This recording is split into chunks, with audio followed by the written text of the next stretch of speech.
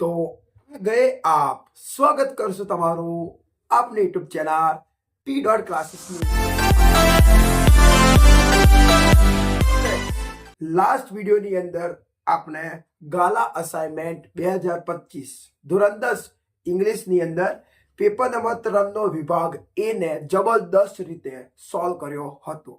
હવે આપણે આજે આ વિડિયોની અંદર એ જ પેપરનો વિભાગ બી ને સોલ્વ કરીશું.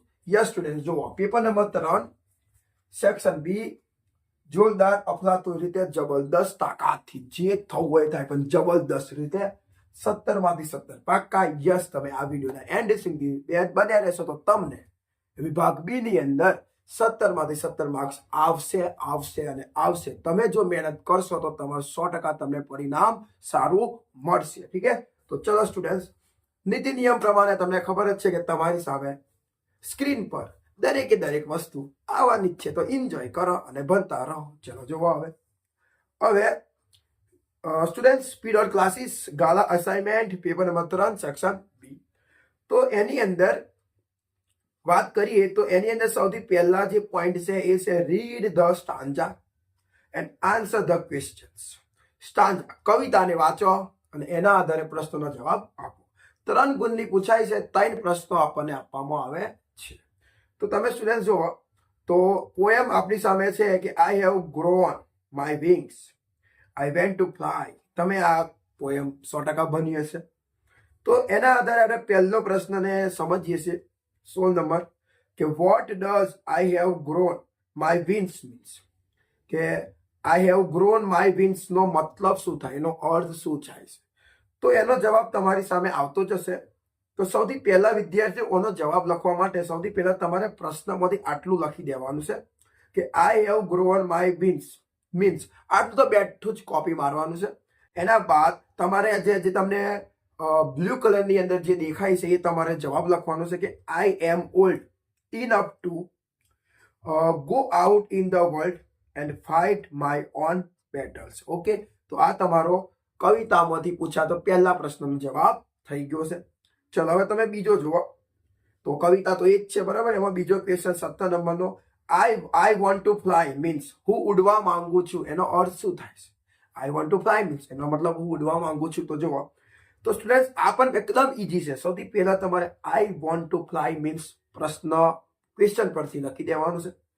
એના બાદ તમારે લખવાનું છે કે I want to go, I want to go out and explore the world on my own. Okay students, તો આ તમારો બીજો પણ પ્રશ્ન થઈ જાય છે કમ્પ્લીટ રીતે. ઓકે, ચલો એ પ્રમાણે હવે કવિતાનો ત્રીજો પ્રશ્ન પોએમ કે write the rhyming word in the stanza. Students, rhyming word નો મતલબ શું થાય? દેખો, સિમિલર, સિનોનિમ, આ બધાનો મતલબ શું થાય? સમાનાર્થી.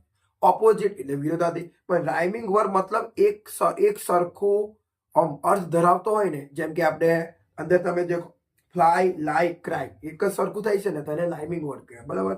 તો એવો અંદર એક જ છે. દેખો તમે પોએમની અંદર જુઓ તો બીજા નંબરના વાક્યમાં લખેલું છે ફ્લાય, ત્રીજા પર લખેલું છે લાય એન્ડ થર્ડ પર લખેલું છે ક્રાય. તો તમારો આન્સર થશે ફ્લાય, લાય એન્ડ ક્રાય. ઓકે સ્ટુડન્ટ્સ, તો આપણે કવિતાના પ્રશ્નોના સોલ્યુશન કરી દીધા.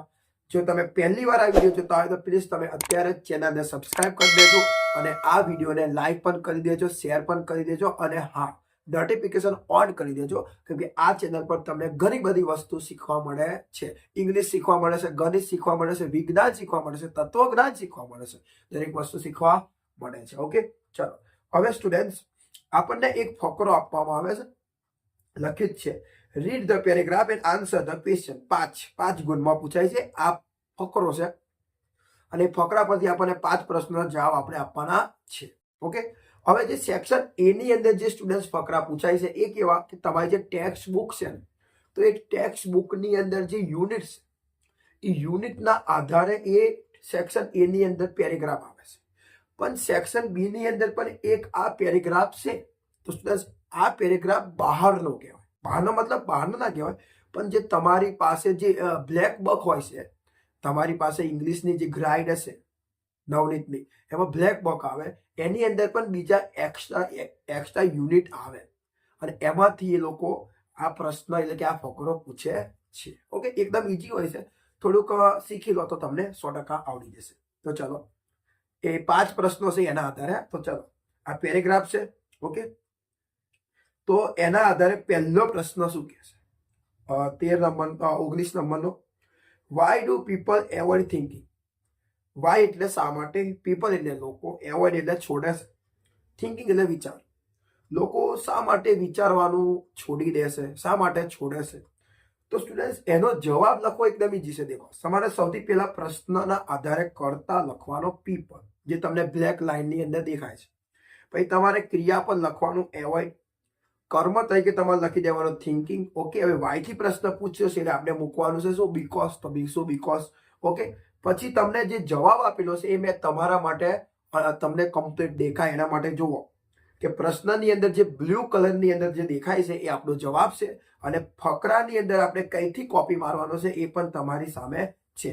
તો it is a very painful activity. તો જે ફકરાની પહેલી લીટી છે એમાં જ લખેલું છે, દેખો, thinking is rather painful activity. બરાબર, તો આપણે એટલું લખ્યું, પેનફુલ એક્ટિવિટી એટલું લખ્યું છે, એની આગળ ઇટ ઇઝ આપણે કરતા અને ક્રિયા પણ જાતે મૂક્યા છીએ. ઓકે સ્ટુડન્ટ, તમારી સામે જવાબ આવે છે, તમે સ્ક્રીનશોટ લઈ શકો છો. ઓકે, ચલો હવે એ જ પેરેગ્રાફ પરથી સેકન્ડ પ્રશ્ન શું કહેશે કે whom do we call dull?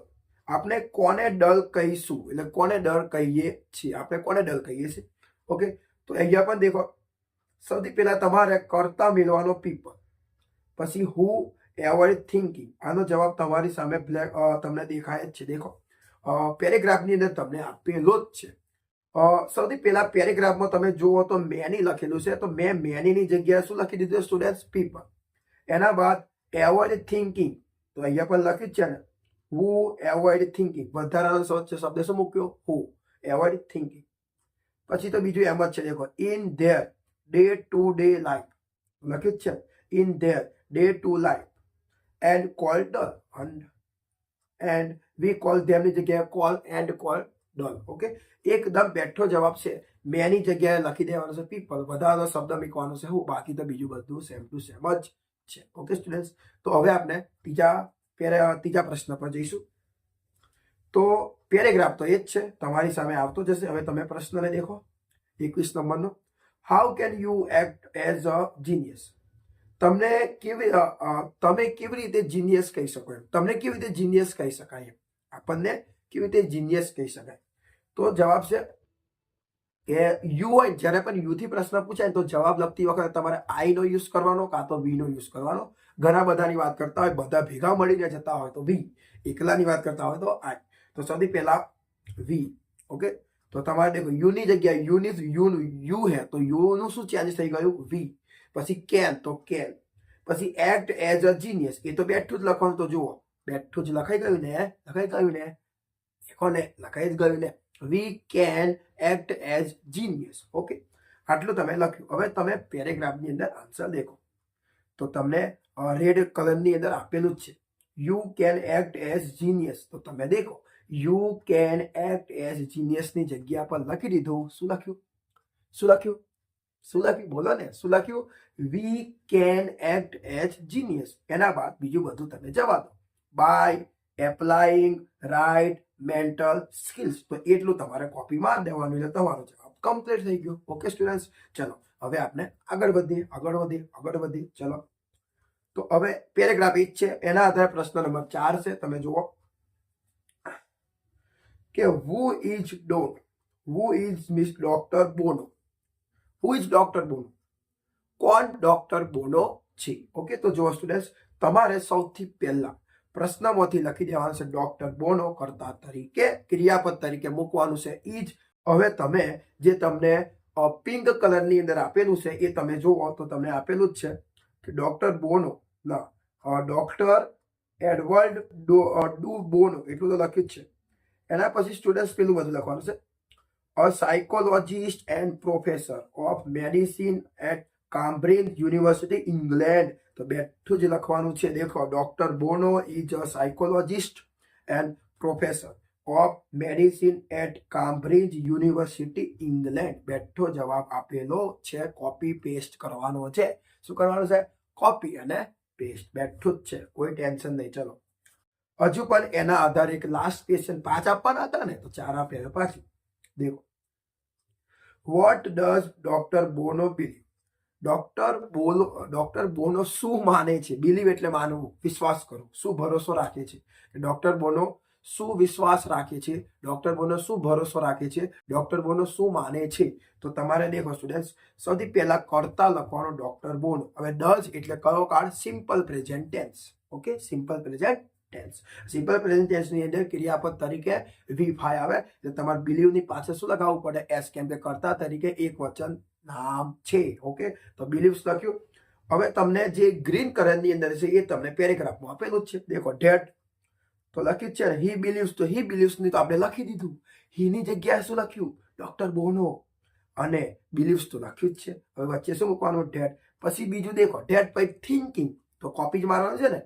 Thinking skills help in solving the problem of everyday life and anyone can learn them. બેઠો, એકદમ ઈઝી, એકદમ ઈઝી. આ ફકરો છે ને, ભલે બ્લેક પકડો છે પણ એકદમ સરળ છે, કેમ કે બધા પ્રશ્નોના જવાબ અંદર જ છે. થોડુંક ચેન્જ કરવાનું હોય, યુ ની જગ્યાએ વી કરવાનું, બાકી તો બીજું બધું સેમ ટુ સેમ જ છે. ઓકે સ્ટુડન્ટ્સ, તો ચલો હવે આપણે આગળ વધવાના હશે. આગળ વધીશું તો તમે આવડશે ને. તો ચલો હવે આપણે આગળ વધીએ. આગળ સ્ટુડન્ટ્સ જે આવે છે, જો લખ્યું છે read the given the data and answer the questions. તમને અહીંયા એક ડાટા આપેલા છે. ડાટા એટલે કે માહિતી, ઇન્ફોર્મેશન આપેલી છે, અને એના આધારે તમને પ્રશ્ન પૂછ્યા છે, અને નોન વર્બલ ડેટા તમે કહી શકો છો. તો તમને અહીંયા ચેક પણ આપી શકે, કોઈ ટિકિટ પણ આપી શકે, ઓકે, કોઈ દુકાનનું એડ્રેસ પણ આપી શકે. પણ અહીંયા તમને રેશન કાર્ડ આપેલું છે. શું આપેલું છે? કોઈ આપણે ખબર છે, આપણા ઘરે રેશન કાર્ડ હોય તો આપણને એક રેશન કાર્ડ આપેલો છે. તો એના આધારે આપણે પ્રશ્નનો જવાબ આપીશું. તો તમે જુઓ, પહેલો પ્રશ્ન છે 24 નંબરનો, કે વોટ ઇઝ ધીસ ડેટા? આ ડેટા શું છે? આ માહિતી શું છે? તો આપણને શું આપ્યું છે? Ration card. તો સ્ટુડન્ટ સૌથી પહેલા તમારે લખવાનું ધીસ, પછી શું લખવાનું? ઇઝ, પછી આર્ટિકલ અ, અને રેશન કાર્ડનો સ્પેલિંગ તમે ગ્રીનમાં મેં તમને આપ્યો જ છે, ગ્રીન કલરની અંદર. તેમ છતાં તમારે અંદર દેખવું હોય તો તમને બતાવી દઉં. તમને અહીંયા આપેલું હશે રેશન કાર્ડ, એવું કંઈ લખેલું નથી, પણ આ એક જાતનો રેશન કાર્ડ જ છે. ઓકે, તો તમારે એ લખી દેવું પડે. રેશન કાર્ડનો દેખો, what is this data? This is a ration card. Okay students, પહેલો પ્રશ્ન ડન. હવે આગળ જુઓ, તો એના આધારે બીજો ક્વેશ્ચન આપણને શું પૂછે છે, કે to whom does this ration card belong? એવું કહેશે કે કોનો આ રેશન કાર્ડ આપેલો છે, એટલે કે આ રેશન કાર્ડ કોનો આપેલો છે, કોનો છે, એનો માલિક કોણ છે.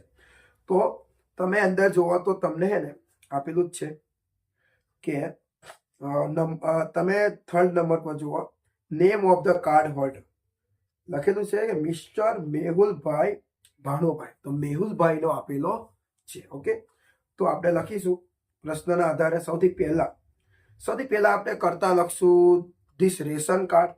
Okay, this ration card. ક્રિયાપદ બિલોંગ છે તો એની પાછળ લગાવી દઈશું એસ. પછી ટુ કરશું, આગળ ટુ પાછળ લાવી દઈશું. This ration card belongs to, પછી પેલું જે અંદર આપેલું છે ને એ બેઠું લખશું. મિસ્ટર મેહુલભાઈ મેર કહેવાય. શું કહેવાય? મેર લખેલું છે, MER, મેર મેહુલભાઈ ભાનુભાઈ. એ બેઠું લખવાનું છે સ્ટુડન્ટ્સ. તો તમારો થઈ ગયો પ્રશ્નનો જવાબ, તમને રેડ કલરની અંદર આપેલો જ છે. ઠીક છે, ચલો હવે આપણે આગળ વધીશું. હવે એના આધારે ત્રીજો પ્રશ્ન શું પૂછ્યો છે? How many members are there in the family? Family કુટુંબમાં કેટલા સભ્યો છે? તો તમે અંદર રેશન કાર્ડની અંદર જોઈ શકો છો કે તમને આપેલું જ છે, અહીં લખેલું જ છે. દેખો, નંબર ઓફ ફેમિલી મેમ્બર્સ 5. કેટલા આપેલા છે? 5 મેમ્બરો આપેલા છે. ઓકે સ્ટુડન્ટ, હવે હું તમને કઈ ટ્રીક કહું કે જ્યારે પણ તમને આવો કોઈ પ્રશ્ન પૂછે અને જો પ્રશ્નની અંદર તમે જુઓ તમને ધ્યેય આપેલો છે, તો જ્યારે પણ ધ્યેય આપેલો હોય ને તો સ્ટુડન્ટ એનો જવાબ લખવામાં હંમેશા ધ્યેયનો યુઝ કરો. શરૂઆત હંમેશા ધ્યેયથી થાય.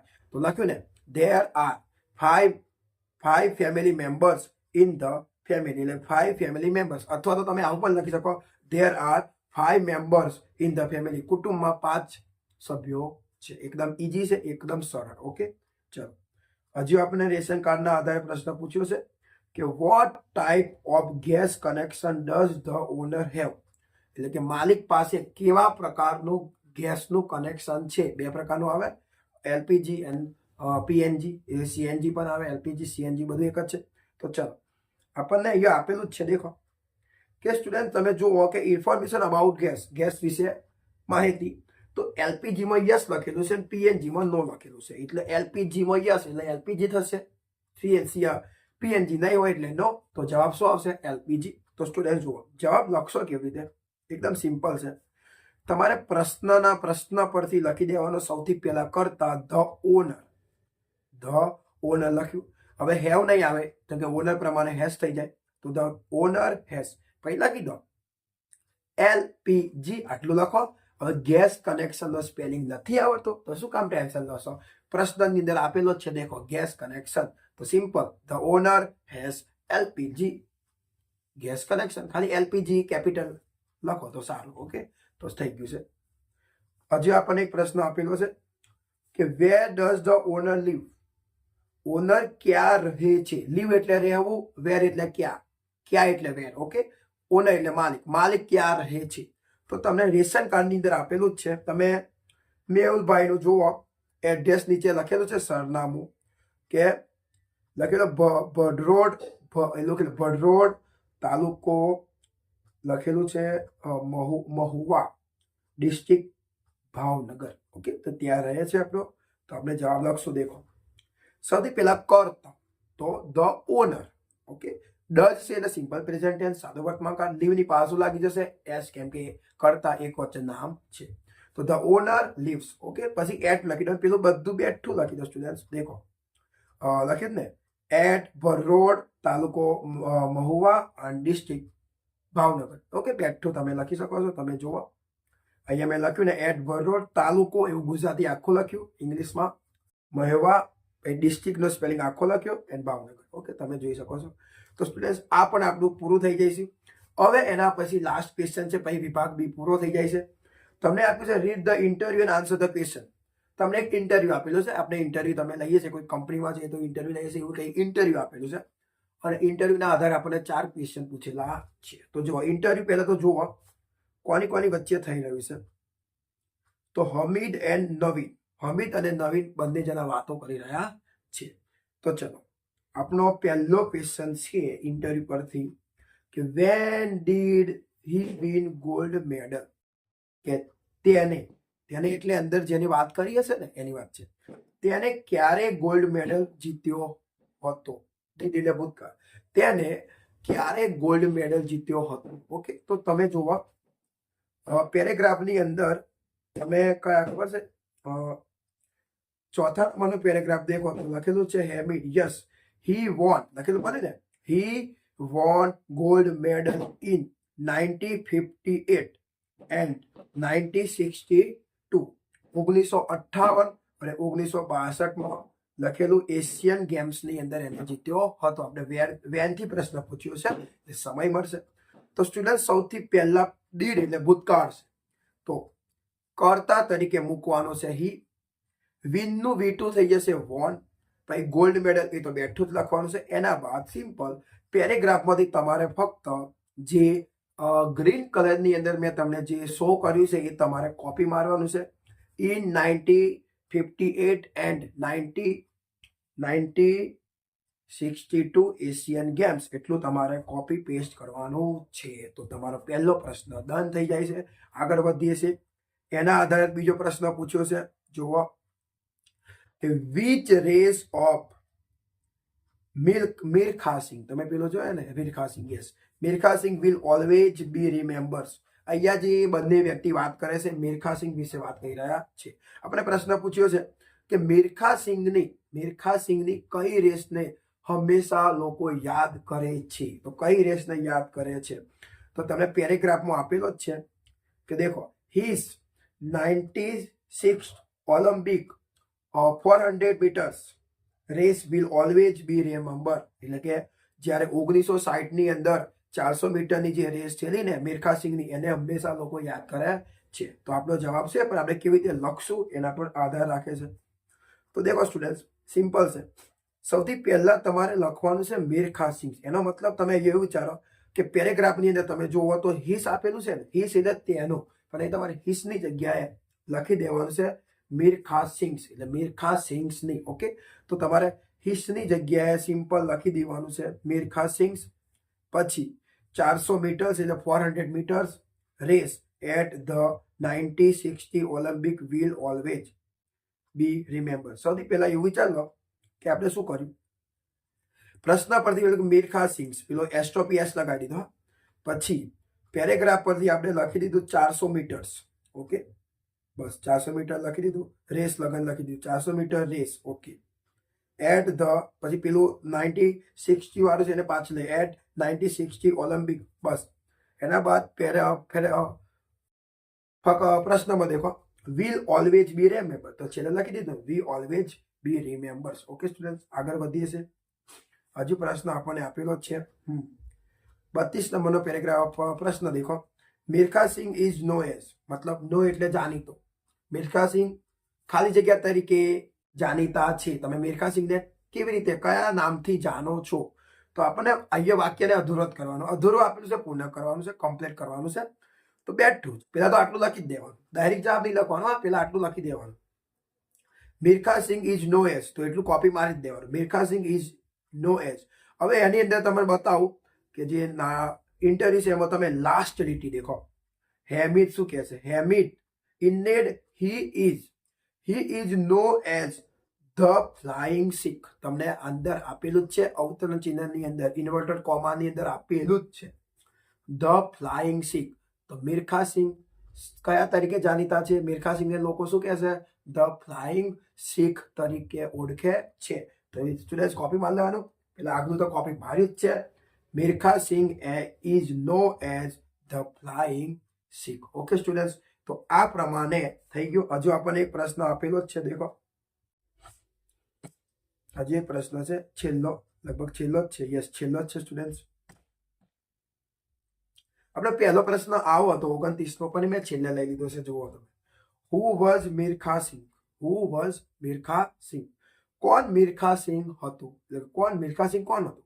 તો તમને ને પહેલો જવાબ આપેલો છે, દેખો, he is a farmer Indian track and field sprinter. બરાબર લખેલું છે ને, એ તો શું લખેલું છે? યસ. તો સૌથી પહેલા પ્રશ્ન આધારે લખવાનું મિલ્ખા સિંઘ, પછી વોઝ, પછી એ તમે દેખો તો તમને યલો કલરની અંદર આપેલું છે હી ઇઝ, તો લખી દીધું. હી ઇઝ ની જગ્યાએ લખી દીધું મિલ્ખા સિંઘ, પણ મિલ્ખા સિંઘ વોઝ લખી, કેમ કે આપણને ભૂતકાળમાં પ્રશ્ન પૂછ્યો છે એટલે તમારે વોઝ જ લખવો પડે. ઓકે, તો મિલ્ખા સિંઘ વોઝ, પછી પેલું બધું copy, a farmer Indian track and field sprinter. Okay student, તો આ તમારો જવાબ થઈ જાય છે. ઓકે, તો સ્ટુડન્ટ આજે આપણે આ વિડીયોની અંદર ગાલા અસાઇનમેન્ટનું જે સેક્શન બી હોય છે એને આપણે સોલ્વ કર્યો છે. ઓકે, પેપર નંબર 3નો. જો તમને આ વિડીયો ગમ્યો હોય તો પ્લીઝ તમે વિડીયોને લાઇક કરો, શેર કરો. ચેનલ સબસ્ક્રાઇબ ના કરી હોય તો પ્લીઝ ચેનલને સબસ્ક્રાઇબ કરી દો, કેમ કે તમને આ ચેનલથી ઘણો બધો ફાયદો થવાનો છે. ભવિષ્યમાં પણ થશે, અત્યારે પણ થઈ રહ્યો છે. ઓકે સ્ટુડન્ટ્સ, તો હવે આપણે આવતા વિડીયોની અંદર આગળ જે આવતું હોય એના આધારે આપણે વિભાગ સી ની અંદર વાત કરીશું. ત્યાં સુધી મહેનત કરતા રહો, તમારું પરિણામ એકદમ બેસ્ટ આવશે.